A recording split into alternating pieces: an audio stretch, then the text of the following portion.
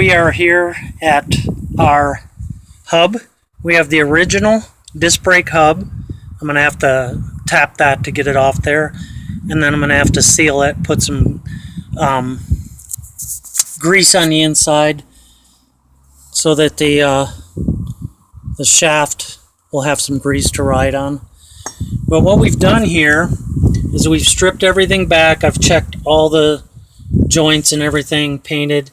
I've also knurled out this area here, as you can see from the side, and I've put in a recessed plug, and I've had to do some work on that too. In other words, I've had to take that, and it's called a standard 3/8 because that's a 3/8 inch Allen that goes in there. But I've had to make enough room here for the disc. And essentially, you could see here on the disc that that is going to have to clear when the whole assembly goes in there. So we've had to make some accommodation and some room. And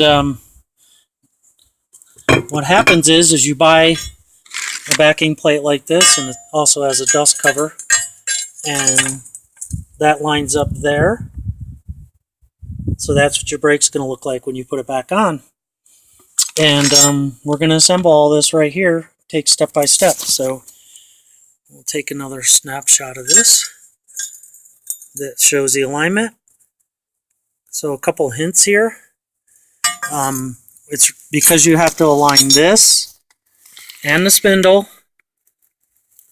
and you also have to align the dust cover, which my dust cover's hiding somewhere.